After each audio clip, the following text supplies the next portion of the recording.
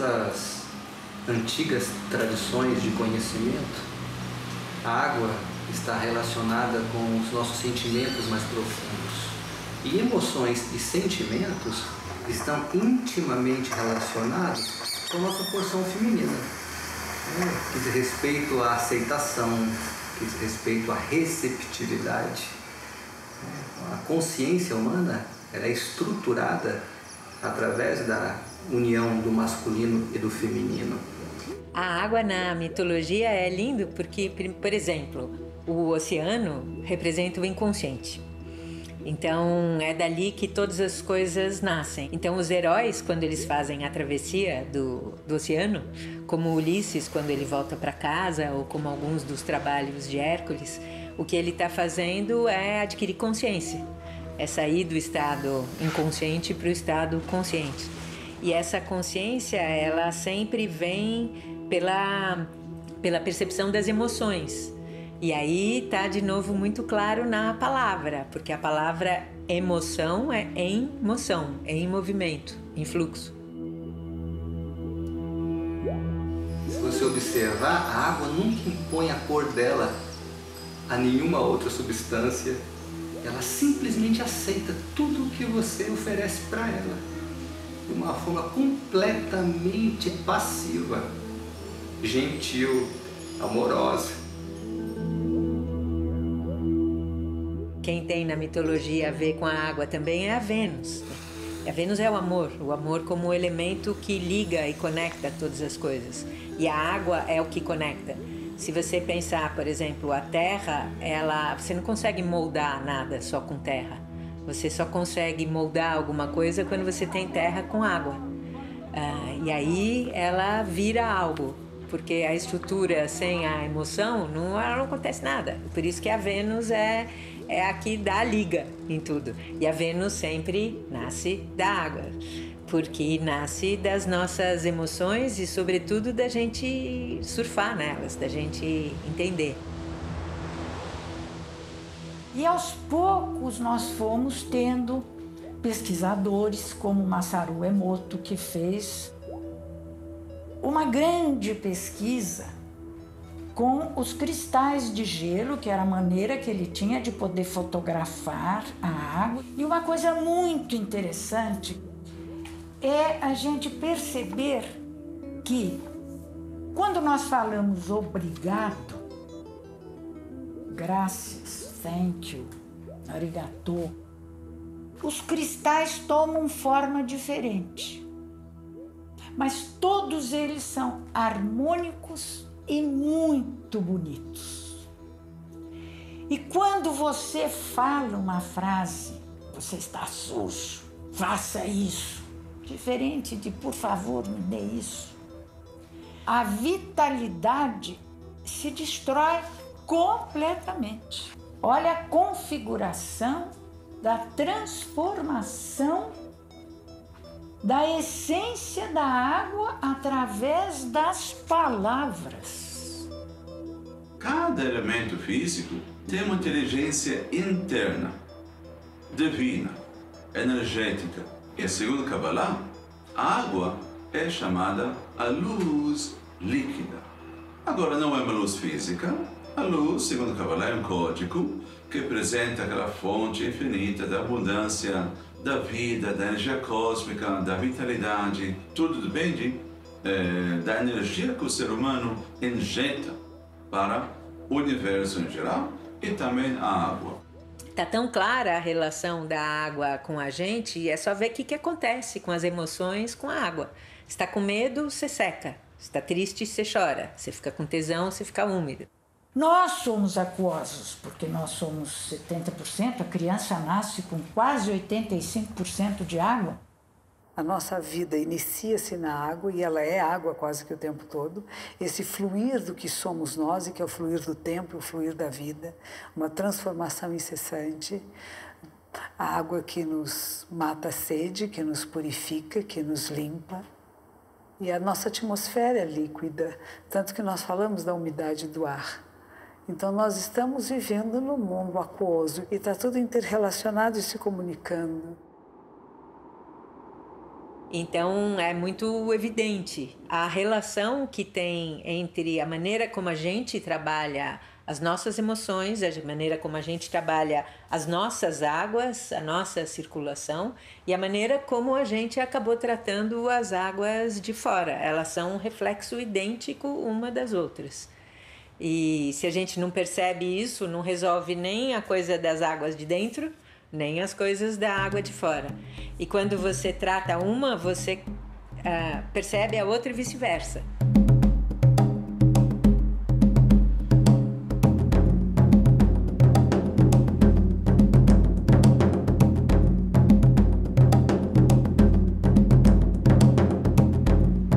Se a gente quiser ter uma noção, ainda que superficial, do nível de consciência de uma cidade, de uma aldeia, de um aglomerado humano, geralmente a gente se aglomera em torno, perto de rio, né?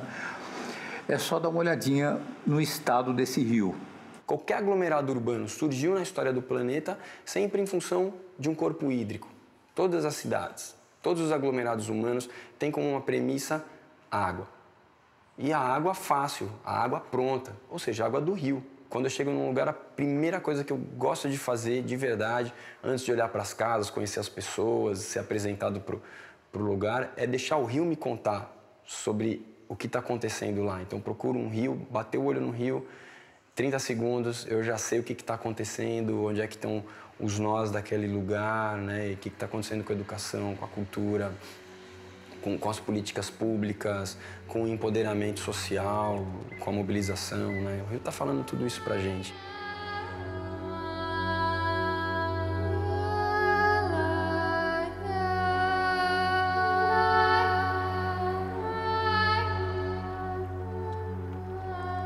A história do Rio Pinheiros é, na verdade, a história da cidade de São Paulo e talvez da região metropolitana de São Paulo. Nessa imagem a gente pode ver aonde começou São Paulo, que foi nesse promontório aqui na confluência do rio Tamanduateí com o rio Tietê, onde tem o pátio do colégio, a igreja da Sé, São Bento, São Francisco do Carmo.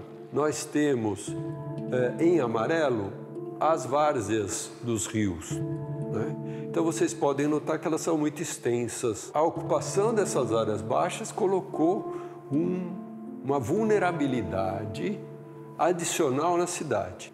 Aos poucos, a cidade se expandiu na direção do Rio Pinheiros. Na década de 1920 e em seguida 1930, a cidade precisou de energia elétrica e se fez um projeto que definiu o futuro do Rio Pinheiros e que orientou em grande parte a drenagem de toda a região metropolitana.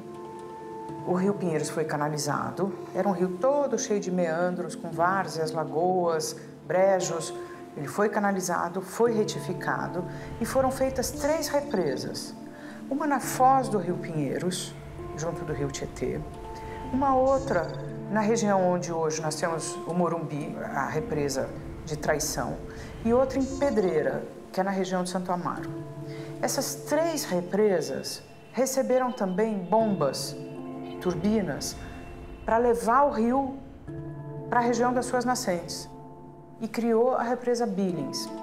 A represa foi construída para poder levar a água por tubulação para a Serra do Mar abaixo, onde foi construída uma usina hidrelétrica.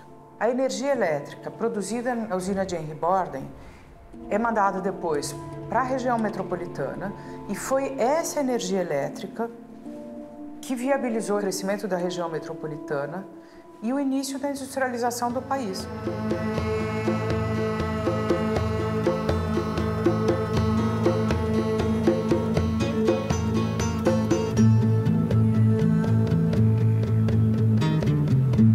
Eu vejo que todo rio se move em direção ao mar.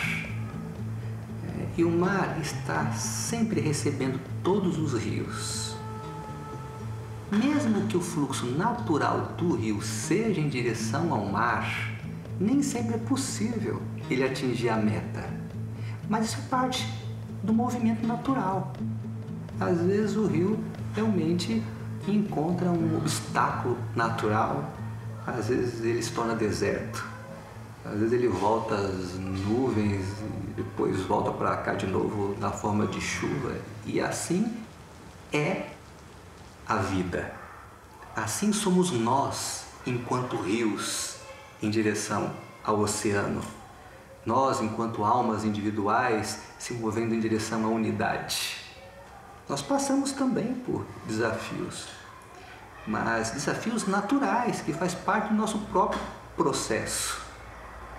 Então, na medida em que a gente bloqueia isso de uma forma externa, de uma forma mecânica, nós precisamos realmente compreender se de fato nós estamos ajudando a natureza ou se nós estamos atrapalhando.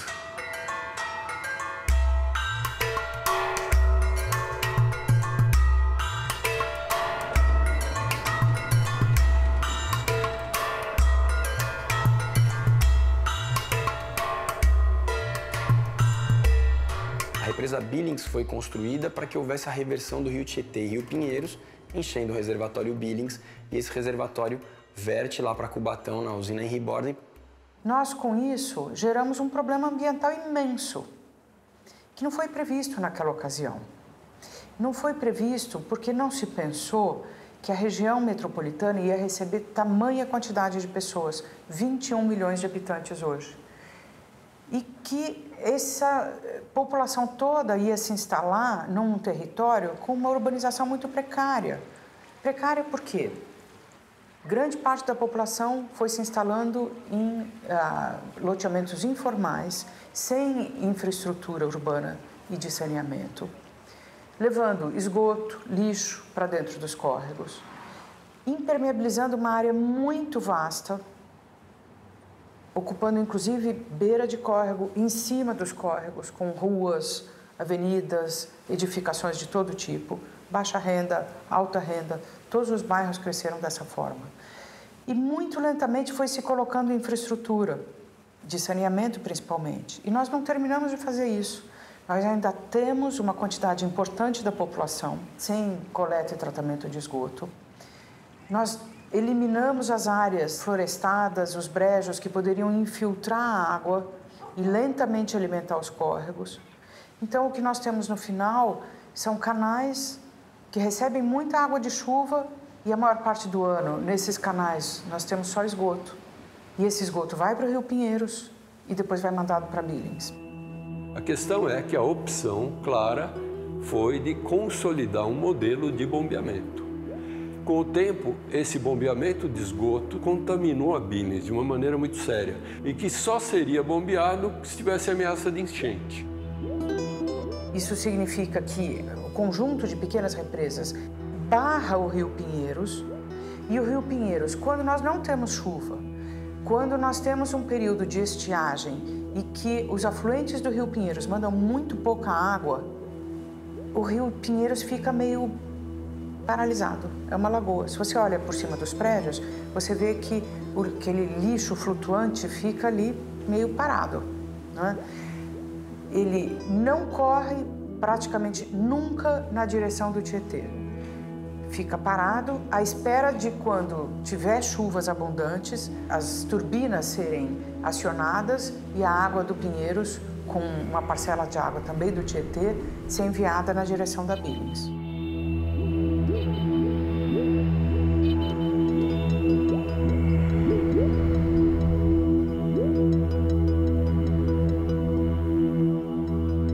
A humanidade vem praticamente desde sempre em estado de praga biológica, porque o homem vem sendo guerreiro praticamente desde sempre. Mas uma olhada à luz da biologia, a humanidade está na adolescência. É aquela idade de fazer besteira, né? Aquela idade da gente fazer bobagem ainda, né? Então, daqui a um tempo, se sobrevivermos, entraremos em estado de excelência biológica, maturidade. Eu tenho dito que uma criança nasce livre, nasce amando, nasce confiando. Uma criança, ela pega na mão do pai e vai embora sem saber para onde o pai está levando. Ela confia, porque ela ama, ela se sente amada e por isso ela simplesmente segue o fluxo. Mas aos poucos a criança vai aprendendo a sentir medo. ela vai aprendendo a ter ciúmes, ela vai aprendendo a ser possessiva. E ela vai aprendendo mediante choques de desamor, experiências traumáticas. Eu falo de choques de humilhação, de exclusão, de abandono, de rejeição. Isso tudo faz com que a criança perca o chão, perca as referências. Então ela começa a se defender. Ela cria mecanismos para se proteger, para conseguir sobreviver. Ela desenvolve vaidade, desenvolve soberba, desenvolve compulsões, desenvolve uma série de mecanismos psicológicos para anestesiar a dor de ter perdido realmente a confiança, de ter perdido a espontaneidade. Ela se sente constantemente ameaçada, porque é como se ela tivesse sido traída na sua confiança. Em estado de praga biológica, a gente criou sociedades totalmente baseadas no poder. Guerra, posse, destrutividade é o poder. Quando o poder entra por uma porta, o amor sai pela outra. Para o amor poder voltar, o poder tem que sair. Estamos ainda numa sociedade que é regida pelo poder. Poder destrutivo, né? Poder destrutivo, de posse. Back in the old days, if you look at the old Aramaic wedding ceremonies, for example, the traditional wedding ceremony was the man bought the woman from the family. It wasn't about love, it was about women being property. Woman is my property, the earth is my property, money is my property. And this is the root of toxicity. It's not how many PCBs are in the river. It's not how much pollution is in the air. That's the effect. But the cause is the bully ego saying, you know, this is my woman, this is my land, everything is mine, nothing is yours. Nós estamos tremendamente dominados pelo racionalismo, pelo materialismo, que se tornou como um culto que cria falsas esperanças. E por conta disso, nós não conseguimos perceber a realidade mais profunda das coisas. As relações estão hoje totalmente bélicas e totalmente focadas no poder. As relações familiares, as relações entre amigos, os agrupamentos, os amores que a gente vive. A gente dá nome de amor porque a gente quer viver o amor. Mas na hora da execução, não é amor que acontece, é um trato. É uma relação de uso, é um contrato. Então eu vou achar alguém com quem eu tenho o mínimo de afinidade, só que priorizando, colocando à frente a conveniência. Tal pessoa tem pós-graduação, não sei o quê, então dá para ser minha companheira. Agora, e o afeto? E o afeto? Na maioria das vezes se perdeu o pouquinho que tinha lá no começo. Então eles vão fazer amor? Vão. Eles vão viajar? Vão. Mas como? Com que amorosidade? Com que leveza? Com que troca? Com que dinâmica de troca de energia? Com que fluência? A exemplo do rio, que é a fluência pura, que está entregue ao acontecer, e o casal precisa estar entregue ao acontecer. Aí que está a riqueza da vivência amorosa, eu estar entregue ao acontecer junto com a minha parceira. Mas é interessante, essa coisa do impermeável, por exemplo, isso aí dá uma bandeira da gente impermeável. Olha só a palavra, impermeável, não entra. Não quero que entre nada. Então a gente fica pessoas impermeáveis, acreditando que o mundo seguro é aquele que tudo é impermeável. Nada vai entrar aqui, está tudo sob controle. E aí inunda, claro, é a mesma coisa. Tudo que você não deixa entrar, não tem um fluxo e tal, vai inundar e destruir tudo. De novo, é a mesma coisa da emoção do que acontece fora.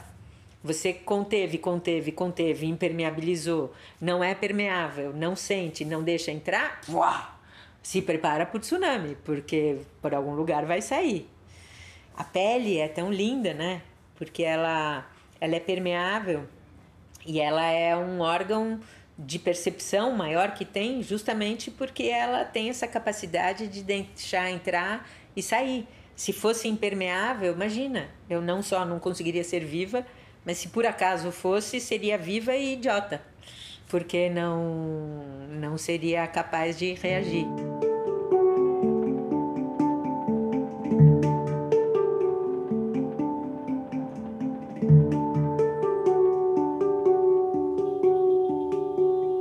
Quando represamos as águas, é como represar os nossos sentimentos. Estamos criando uma arteriosclerose, estamos criando doenças no nosso sistema circulatório emocional.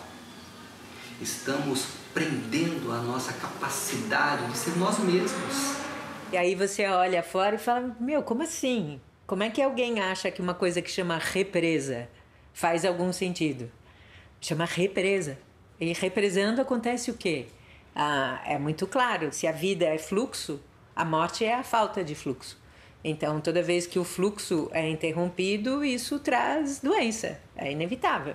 Sempre que existe uma estagnação dos estados, dos conteúdos que precisam ser transformados, existe uma paralisação em algum órgão, fisicamente.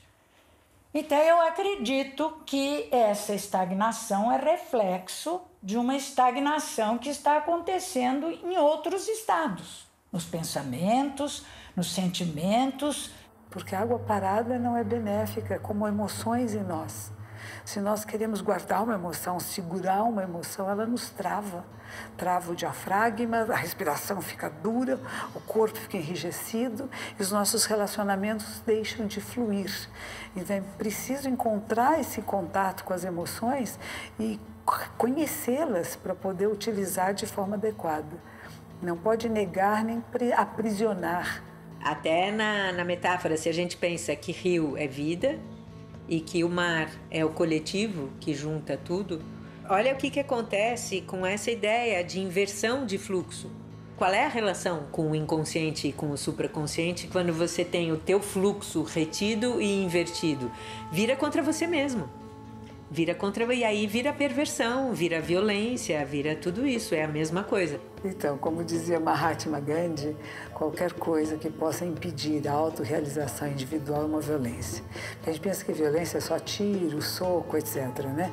Mas se você impede um ser de se realizar completamente, se manifestar completamente como é o seu propósito de vida, nós estamos sendo violentos.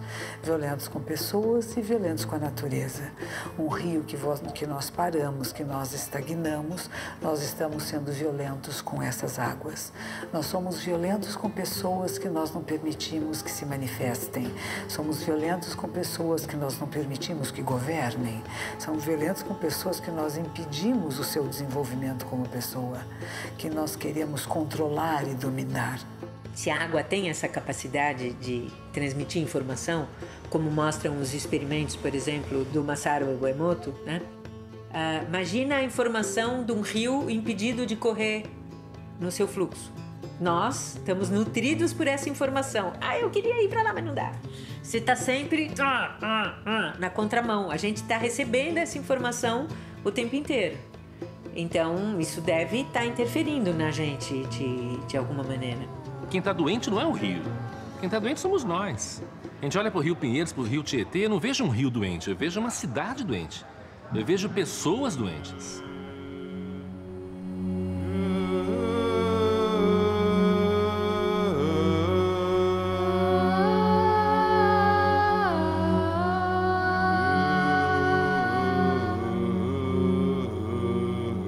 Sabemos também que muitas vezes precisamos, de alguma maneira, administrar os nossos sentimentos, não é? Então é inteligente você expressar sentimentos nos momentos adequados. Assim como muitas vezes é inteligente também você represar a água para poder distribuir, utilizar de uma forma sábia.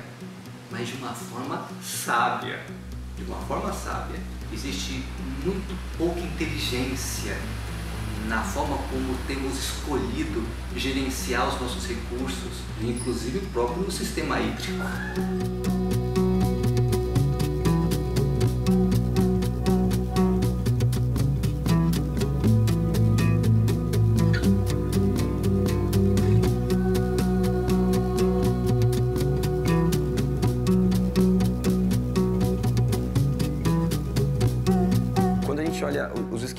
ciclo da água, a gente vê que um fator determinante para a produção de água, para a manutenção de água em quantidade e qualidade, são as florestas. Então a gente vê todo o esqueminha que tem de ciclo da água, tem lá a florestinha fazendo o processo de evapotranspiração, né? Ou seja, botando água na atmosfera para chover depois, ou é na florestinha que estão as nascentes do rio do ciclo da água, porque as florestas são as grandes esponjas que absorvem a água vai para o seu subsolo, vai para o lençol freático, que são as áreas de recarga, e essa área de recarga, né, o lençol freático, brota formando os rios. Legal. Aqui a gente perdeu as florestas. E junto com as florestas, a gente perdeu uma parte virtuosa do ciclo da água. Então, por exemplo, aqui estamos em São Paulo, também historicamente conhecida como Terra da Garoa.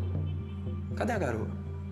Em dias de inverno, quando a gente tem inversão térmica até, a gente chega a ter o centro de São Paulo com 12% de umidade relativa do ar. Isso é o deserto do Atacama, o deserto mais seco do mundo. Caraca, onde é que foi a água? Cadê a garoa? A garoa sumiu, a umidade sumiu, porque a floresta desapareceu. Se a gente olha no planeta as zonas mais áridas, elas são zonas de menos possibilidade de dispersão afetiva. São, em geral, zonas também onde a mulher ela é muito boicotada, inclusive, principalmente do ponto de vista sexual, assim, de cortar o clítoris ou coisas assim.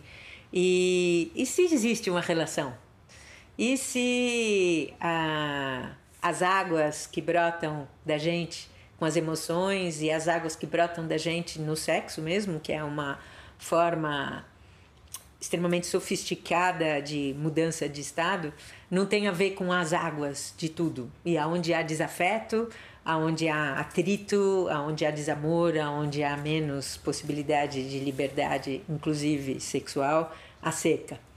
Pode ser, a gente não sabe, mas eu acho que valeria a pena investigar.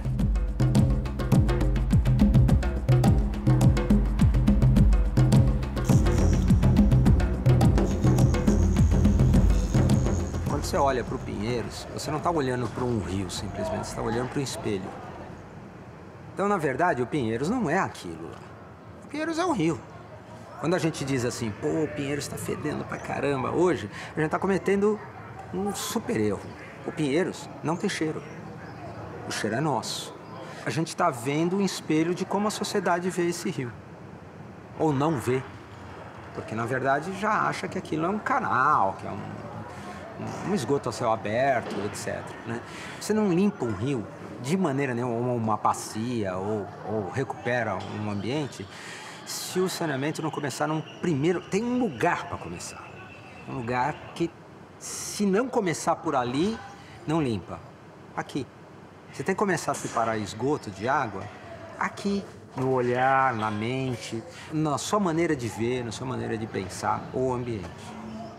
A única maneira da gente lidar sabiamente com esses desafios que estão se manifestando fora é aprendendo a lidar com os nossos sentimentos interiores. É aprender a acolher os nossos medos, acolher as nossas raivas, os nossos ciúmes, assim como acolher também o nosso lado luminoso. Mas a gente não consegue dar passagem para o nosso lado luminoso se a gente suprime o lado sombrio. Se a gente tem essa dificuldade, tem aí essa resistência de encarar as nossas imperfeições. A raiva pode ser uma alavanca de transformação do mundo, mas se ela ficar parada em mim, se eu não fizer nada, se eu apenas ficar reclamando e resmungando, se eu concentrar em mim essa energia que não é benéfica, eu acabo passando mal, ficando doente ou causando violências. Se a gente não tem a prática de lidar com as próprias emoções, de lidar com o próprio desejo, de lidar com o afeto, de não viver anestesiado, se eu não sei fazer isso, então não me mostra, deixa aí embaixo, que eu não quero nem saber, mesmo que vá feder pra caramba. E é isso que acontece na vida da gente. Tudo aquilo que você não trabalha, fica lá, vai acabar fedendo, que nem o rio, coitadinho. Sentimento suprimido são tóxicos. Cada lágrima não derramada é uma barreira. Cada protesto não enunciado é uma barreira para quê? Para a expansão da consciência. Então, acho que só o momento que a gente começar a perceber que é muito mais legal quando você se entrega e conhece as emoções, se entrega para o afeto, se entrega para a experiência, se entrega para o desejo, etc. E percebe que isso não é nada assustador, ao contrário, é muito construtivo. Aí a gente consegue liberar os outros. Porque senão a gente vai continuar achando que tem que represar, que tem que impermeabilizar, que tem que tampar, que tem que esconder, etc. Como temos que liberar as águas dos rios, nós temos que aprender a liberar as nossas energias e as nossas emoções. Isso não é sair matando e batendo em ninguém, é o contrário. Eu percebo que eu estou indignada com alguma coisa, eu sinto a indignação, eu respiro essa indignação e permito que ela se vá. Porque aí eu vou encontrar soluções que sejam éticas, não violentas e coerentes com princípios do bem-estar coletivo para pôr em prática. As pessoas, eu acho que têm muito pouco contato com o que é a transformação individual e o que é a repercussão que uma transformação individual tem no todo. Porque o que eu faço em mim, e se eu trabalho principalmente com o meu sentimento, eu estou fazendo uma limpeza da minha água. Então, se eu trabalho no meu sentimento, existem muitas técnicas, a primeira delas é, na verdade, a conscientização. Depois a gente faz o resto. Sem conscientização e sem intenção e sem uma atitude de agradecimento, não se faz a limpeza. Tudo que nós jogamos no mundo, com palavras, com pensamentos, com gestos, com atitudes, eles vão transformando a nós mesmos e a realidade à nossa volta. Então nós temos mais que agradecer do que insultar. Então as pessoas dizem assim, ai, que coisa horrorosa, uma seca, não chove, faz 3 meses. Depois chove 3 dias, já está demais, agora está demais. Quer dizer, onde está o agradecimento pela chuva que ela pediu? Nós não temos o hábito de agradecer, agradecer faz a transformação. Então eu acho que nós não tomamos conhecimento com a água no planeta, porque está aí mesmo, uma coisa gratuita, uma coisa que vem em todo lugar, nós temos água, até o Brasil é um país banhado pela água.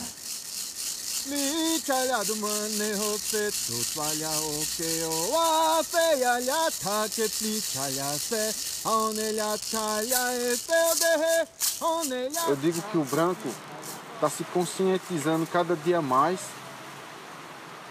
ao valor que a água está tendo na vida dele. Os nossos anciãos dizem que muitas vezes a gente só consegue dar valor a alguma coisa na nossa vida quando a gente não tem mais. E o sinal já foi dado para a gente dar valor à nossa água, que ela está nos ensinando a ter ela como um presente da Mãe Terra. Sabe por quê? Porque o ser humano, ele só consegue ver o valor da saúde quando ele perde ela.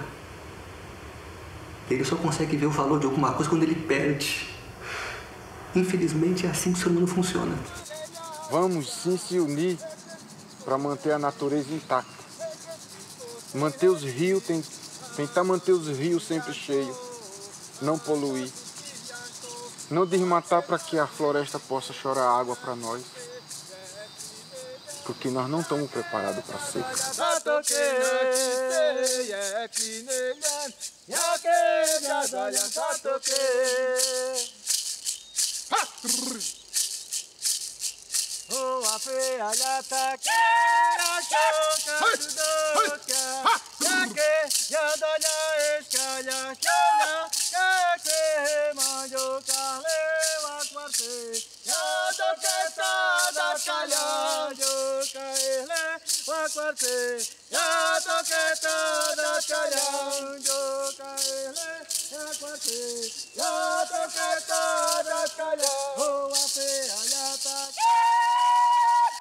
O rio, independente da condição que ele está, ele é um organismo vivo.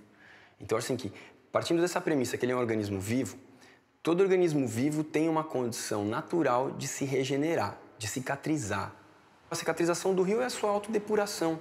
O fluxo do rio, o volume do rio, a agitação do rio vai fazendo com que ele volte a ter vida ao longo do seu curso.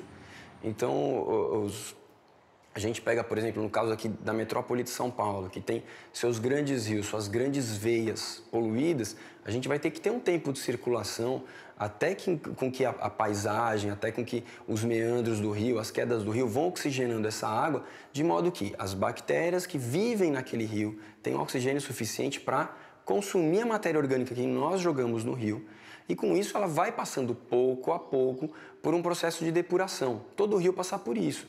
Só que ele tem limites. Quando a gente tem uma concentração de material orgânico, como a gente tem aqui no Pinheiros e no Tietê, o que acontece é que, como o Rio Tietê é um rio que corre para o interior, ele vai ter um percurso aí de mais de 100 quilômetros, onde ele ainda vai carregar uma condição de um rio com baixa oxigenação, com um mau cheiro, é claro, com espumas, sem peixe, sem vida. Mas o que acontece? Passou esse trecho de oxigenação de corredeiras e meandros, o rio volta a respirar.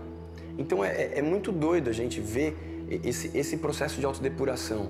Quando a gente chega em Barra Bonita, que está um pouquinho mais de 200 quilômetros aqui da capital, o que a gente já vê é um rio vivo, com peixe, com usos, com contemplação, as pessoas curtem o rio. E dali para baixo, todos os demais aí, 600 quilômetros do rio Tietê até ele desaguar lá no Rio Paraná, é um baita de um rio vivo.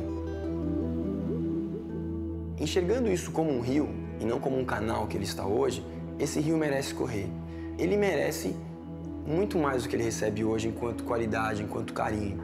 Então a coisa, por exemplo, do volume de esgoto que ele recebe ainda é um absurdo. Pensando em soluções de como é que a gente deveria olhar para esse rio e senti-lo como um rio, ressignificá-lo enquanto um rio, tem a coisa de olhar severamente para a questão do tratamento do esgoto. Para a gente conseguir restaurar todo esse sistema, é fundamental que a gente venha de montante para jusante, ou seja, das partes mais altas para as mais baixas.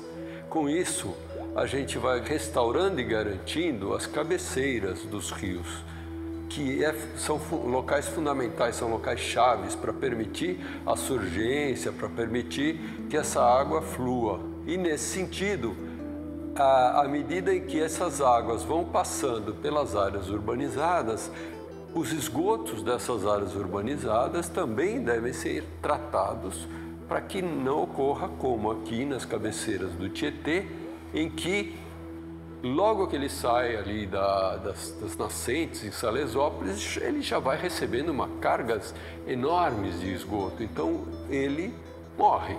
A partir daí, melhores águas chegarão aos cursos d'água maiores. Com isso, essas águas vão levar vida cada vez mais a jusante desses corpos d'água, permitindo que o próprio rio flua e beneficie as comunidades que vivem cá embaixo e que precisam dele também. Não é mais aquela política de esperar estragar tudo para tratar numa estação gigante. Estação de tratamento grande funciona? Funciona. Só que ela depende de uma rede absurdamente grande para, por exemplo, tratar esgoto. Então, quer dizer, você constrói, para construir a estação grande é rápido? É. Para fazer a malha é rápido? Não. Então, você vai passar décadas fazendo a malha para poder trazer esgoto de 60, 70 quilômetros, como é o caso de Barueri, né? O esgoto de Parelheiros vai ser tratado em Barueri. Isso dá mais de 60 quilômetros. Por que a gente não tem uma estação de tratamento de esgoto aqui na margem do Rio Pinheiros?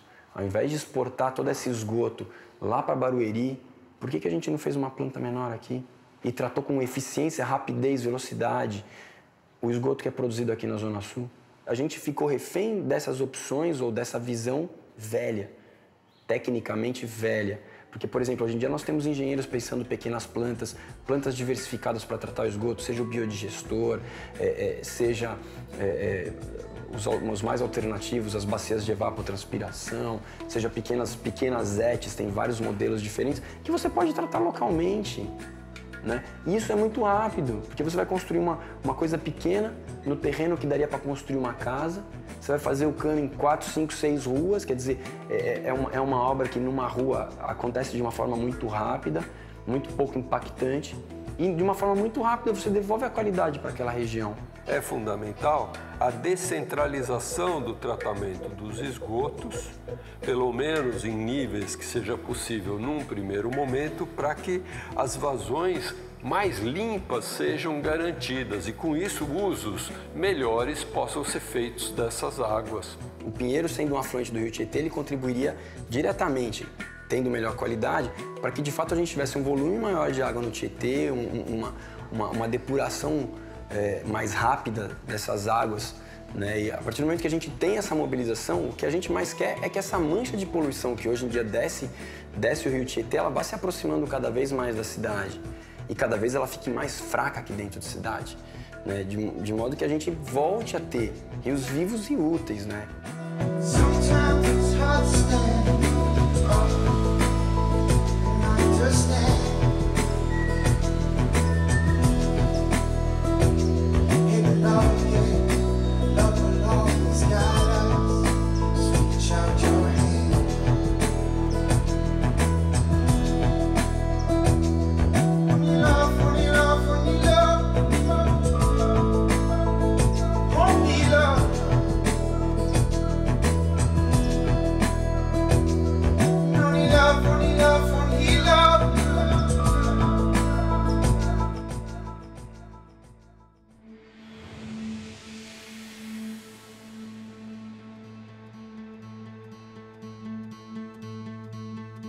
Com 21 milhões de habitantes, a quantidade de água necessária para a vida, para abastecimento público, para as atividades econômicas aqui na região metropolitana é uma quantidade muito grande de água. O que a região produz de água não é suficiente, ou seja, se nós coletarmos a água de chuvas que cai aqui, ela não é suficiente para dar conta dos usos que estão instalados. Então nós vamos buscar, já buscamos desde a década de 70, água em outras regiões.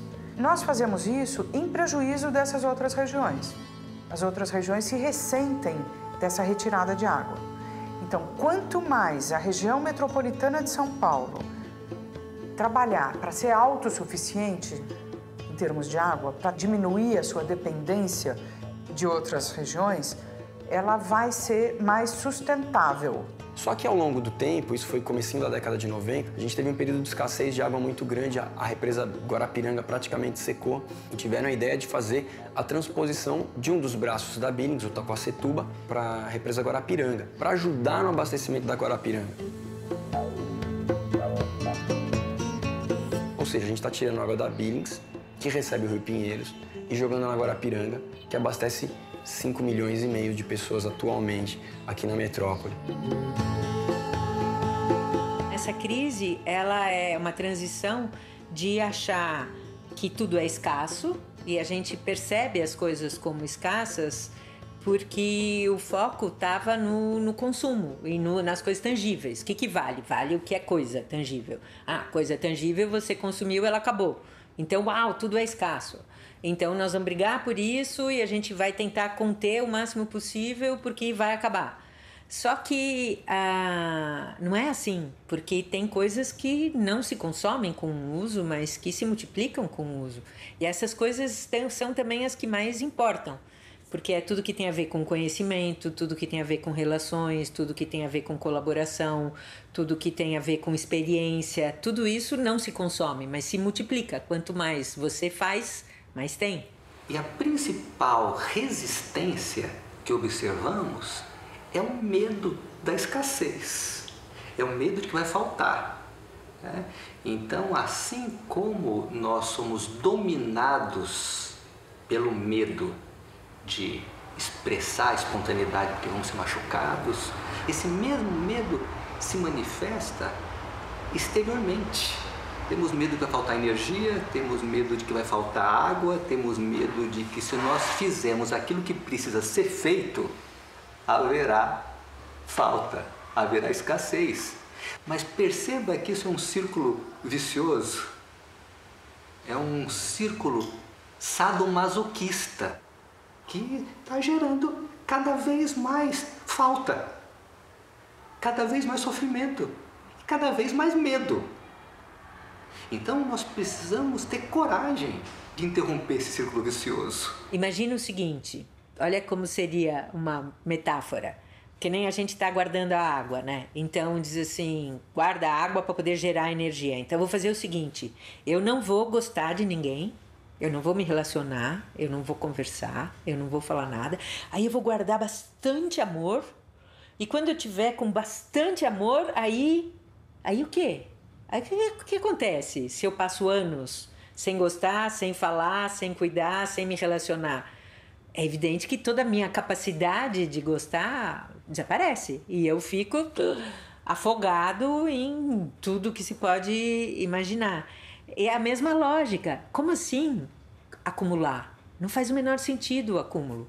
Porque na natureza, sempre a ativação das coisas acontece no fluxo. O acúmulo e a retenção, ela é sempre um sinal de morte.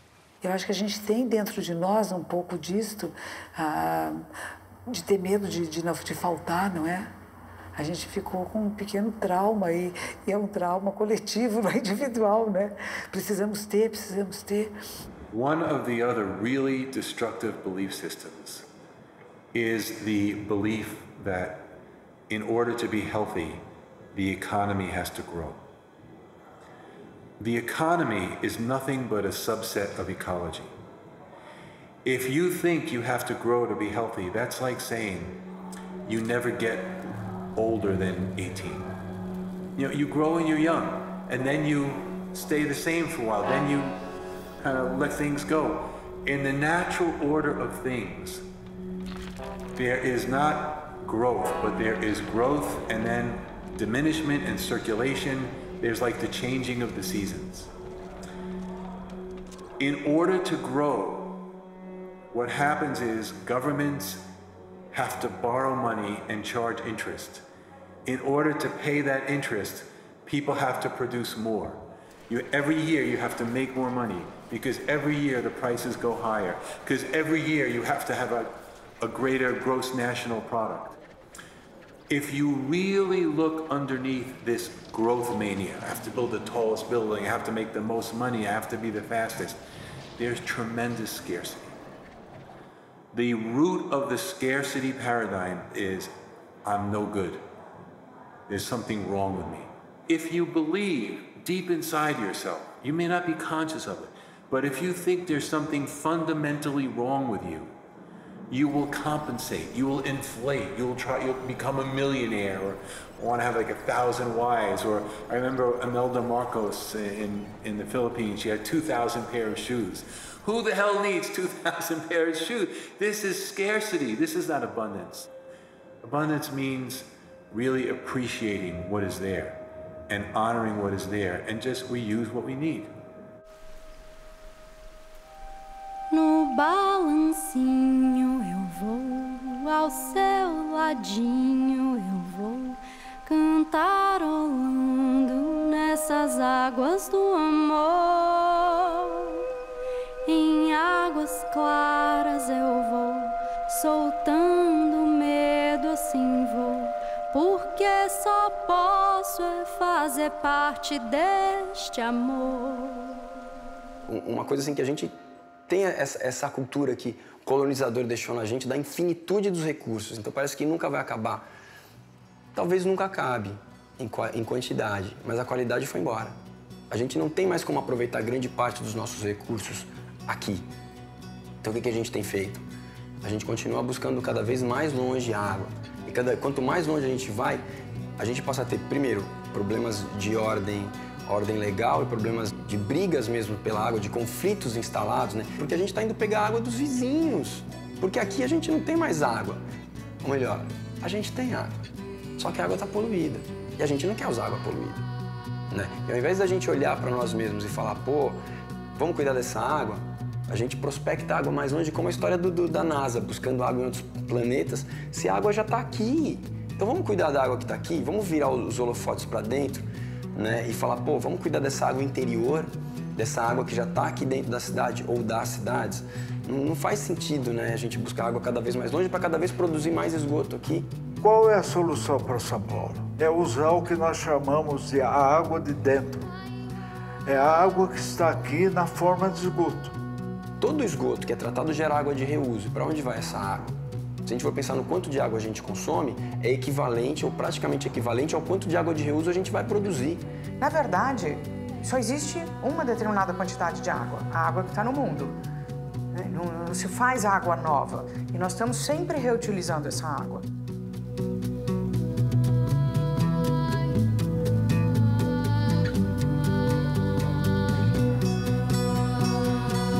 Olhando para essa questão energética, né, sabendo que toda essa retificação do rio, né, toda essa descaracterização do rio Jurubatuba virando o rio Pinheiros, a construção das barragens, tem a ver com produção de energia elétrica. Contudo, já são passados mais de 100 anos dessa história. E o que a gente tem hoje em dia, em termos de plantas produtoras, geradoras de energia elétrica, a gente tem uma diversidade absurda de plantas que não são impactantes para o meio ambiente, ou se são impactantes em pequena escala. Então, a gente não precisa justificar a questão dessas usinas hidrelétricas dentro da cidade, pondo todo o rio em risco, etc., pela produção de energia elétrica. A gente pode e deve investir em outras plantas. A gente tem uma questão, inclusive, de várias fazendas eólicas que estão sendo instaladas no Brasil que não estão ligadas à rede distribuidora de energia elétrica brasileira. Quer dizer, a gente tem que começar a tirar a pressão das hidroelétricas e diversificar a planta de produção de energia elétrica, até por uma questão de segurança. A gente viu o que aconteceu aí, deu crise no rio, para a hidrovia, para a produção de energia, encarece o custo da tarifa energética, sendo que a gente estava cheio de sol. A gente não teve chuva, mas a gente teve sol em abundância. Cadê as nossas fazendas solares captando essa energia do sol? Já que a gente não teve chuva para alimentar o rio, então vamos botar a captação mais para energia solar. Deixa o rio vivo, deixa o rio correr, deixa o rio livre. Com muita frequência se fala das perdas expressivas de água das empresas de saneamento. Praticamente 1/3, até um pouquinho mais que 1/3 da água aqui na metrópole é perdida só pela questão do vazamento nas redes. Imagina que São Paulo cresceu muito rápido, de uma forma absolutamente descontrolada, em pouquíssimo tempo. Então você consegue imaginar que essas ligações, essas redes de abastecimento também foram feitas às pressas. E já foi há bastante tempo atrás.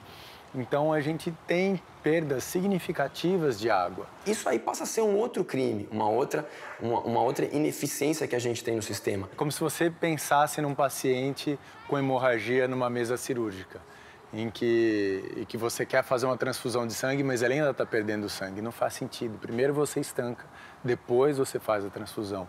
E assim tem que ser a cidade. Primeiro a gente estanca as perdas, reduz o consumo onde desnecessário e aí a gente parte para as outras fontes de água.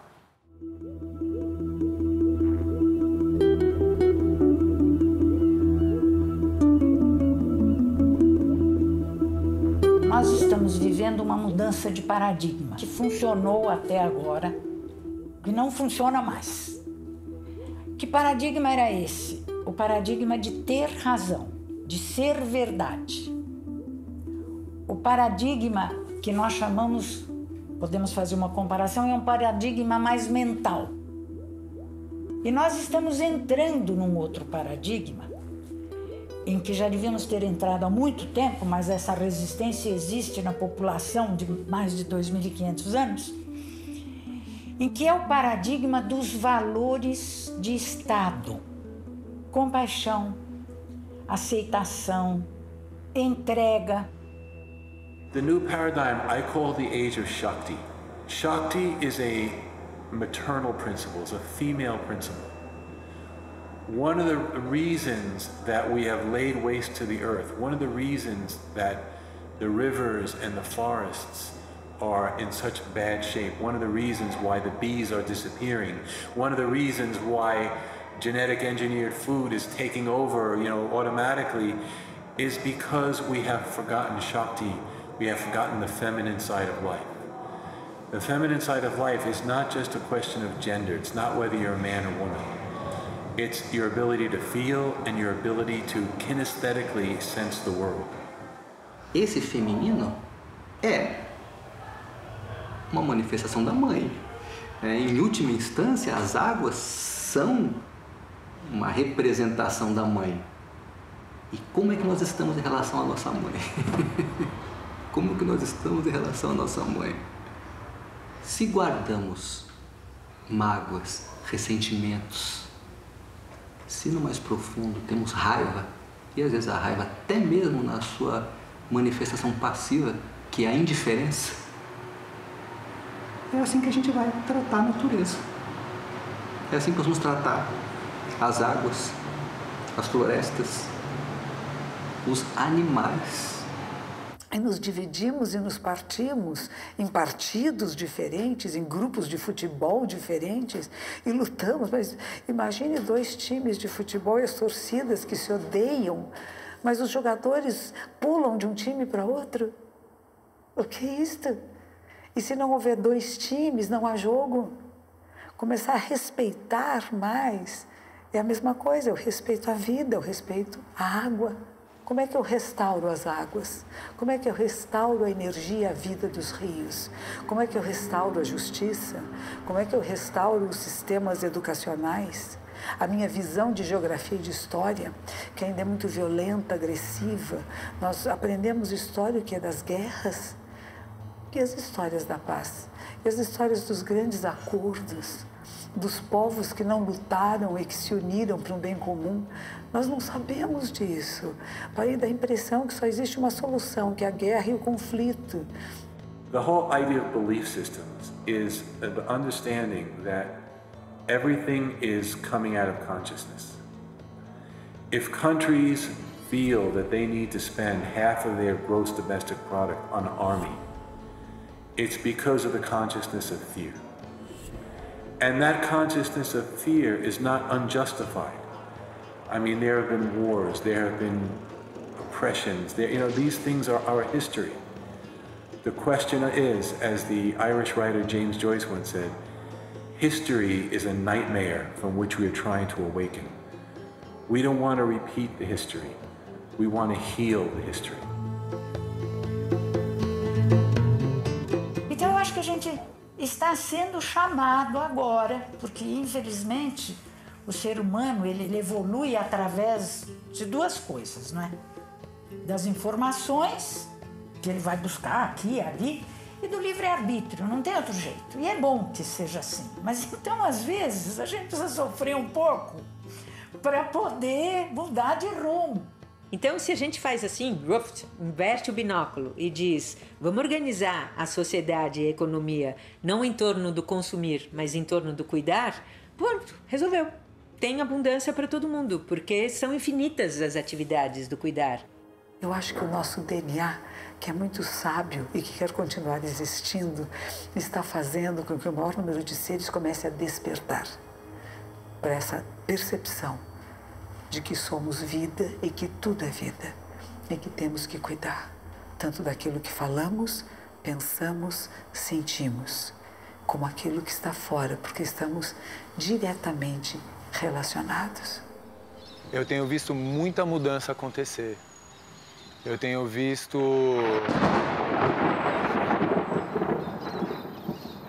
que venha. Eu tenho visto uma mudança no olhar para a água muito grande em todas as escalas da sociedade. Eu tenho visto engajamento de pessoas, eu tenho visto engajamento de empresas e de indústrias e da sociedade como um todo. Essa passagem de consumir para o cuidar é talvez a maior mudança de mentalidade que a gente precisa fazer. E para praticar essa mudança, a gente precisa criar novos hábitos. Então, lidar com a água de outra maneira é um dos melhores hábitos que pode colaborar com a mudança de mentalidade.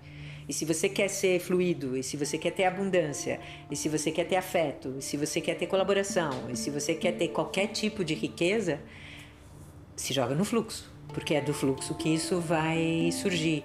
Eu acho tanto aqueles que estão trabalhando como no sentido de progresso, de desenvolvimento e pensando de como que nós podemos até mexer nesses rios e nessas águas de forma que elas possam beneficiar as populações e às vezes esquecemos das populações ribeirinhas, esquecemos da natureza e do seu próprio percurso, né? Como trabalhar juntos, prestando atenção e aprendendo com a natureza, não lutando contra.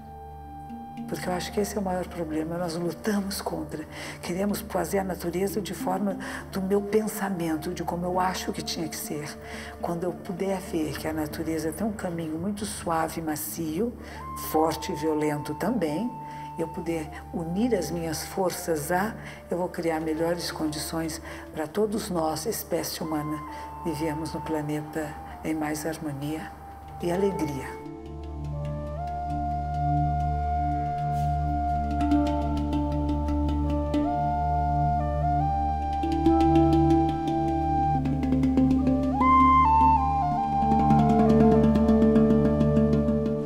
Tem uma dimensão, quando a gente fala em trabalhar com as águas, que é perceber a sutileza de como todos estão conectados à água. Ou seja, a água, o rio, é algo que integra todo mundo. E a gente tem percebido isso no nosso trabalho, como os artistas se aproximam porque a causa toca os artistas. Os esportistas se aproximam porque a causa toca o esporte. E vamos encontrar o poeta, vamos encontrar o engenheiro, vamos encontrar o empresário, vamos encontrar o banqueiro, vamos encontrar o político. Para resolver a questão da água, a questão da limpeza, do tratamento, do cuidado com os nossos rios, vai depender de cada um desses personagens e cada um fazer a sua parte. Como é que a gente vai resolver isso? A gente não tem a resposta. Agora, a gente sabe que a gente vai precisar resolver com todo mundo. Então, o chamado nosso é esse, para que todos entrem com o que podem contribuir.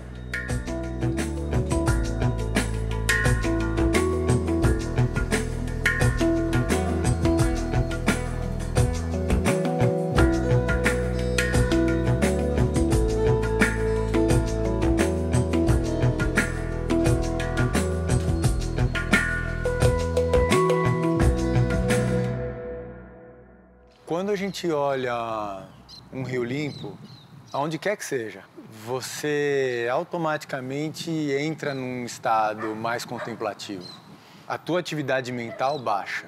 Você começa, de alguma maneira, a ser entremeado por esse espírito que o rio traz. Se a gente quer recriar um sentido de bem-estar nas cidades, um sentido de fraternidade, um sentido de encarar as cidades e o nosso espaço, de viver como um espaço comum, de direito de todos, de ter acesso à água em quantidade e qualidade, a gente necessariamente precisa passar por esse momento de restaurar os rios. Eu sinto que a única saída para o ser humano, esse atual estágio do seu ciclo evolutivo, é o autoconhecimento.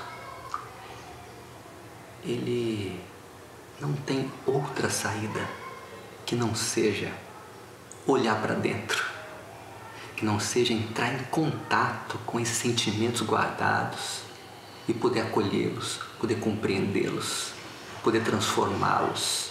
Então nós nos tornamos muito barulhentos. Nós nos tornamos muito inquietos, muito ansiosos e completamente voltados para fora. Então, o silêncio é a ponte. Ele nos conecta de novo com esse núcleo de verdade, de inteligência que nos habita. Meditação, para mim, é o portal principal. Não é o único. A lógica é muito importante, o diálogo é muito importante, e só meditar também pode ser falso se a meditação não for diretamente encaminhada. Nós meditamos hoje em dia para ter esse conhecimento da mente humana e precisa ter um certo acompanhamento para você não sair numa tangente, como alguns na humanidade já saíram, grandes líderes, né, que começam com loucuras pessoais achando que está fazendo bem para todos. Buda dizia assim, a mente humana deve ser mais temida que cobras venenosas e assaltantes vingadores. Nós temos que conhecê-la para nós sermos manipulados pela própria mente. Falamos muito em manipulação pela mídia, manipulação de outras pessoas. O que Buda diz, e que eu acho que é bem importante, é você conhecer em profundidade o funcionamento da sua mente. Porque ao conhecer este, você conhece dos seus semelhantes, outros seres humanos. Então, eu tenho sugerido que iniciemos da forma como for possível, nem que seja com um único minuto, parando, se desligando do mundo externo, fechando os olhos, observando o fluxo da respiração, se colocando total no momento presente. Se isso é feito com regularidade, com disciplina, uma vez por dia, isso começa a criar realmente um movimento em direção a esse núcleo, onde estão as respostas que buscamos.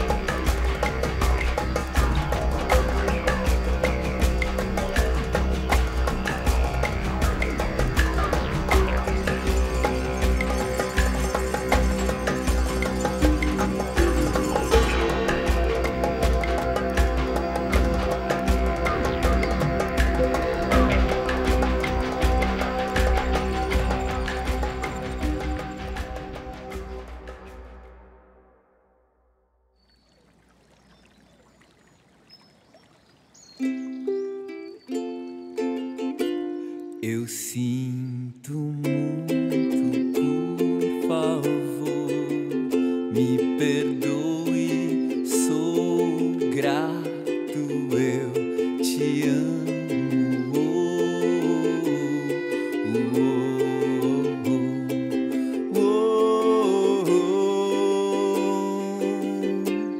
Eu sinto muito, por favor, me perdoe, sou grato, eu te amo.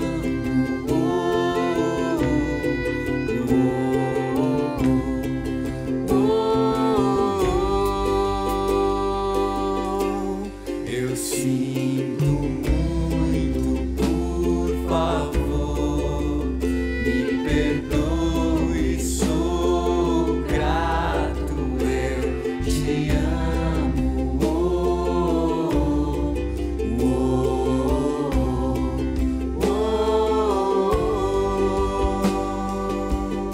sinto muito, eu sinto muito.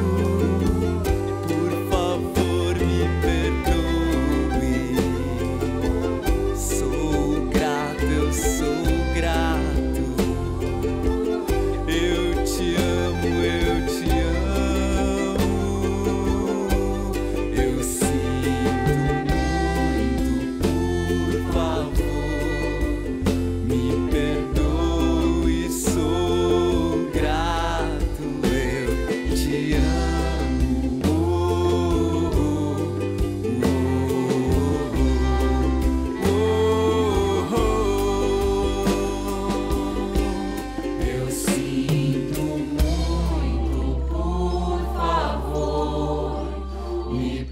todo.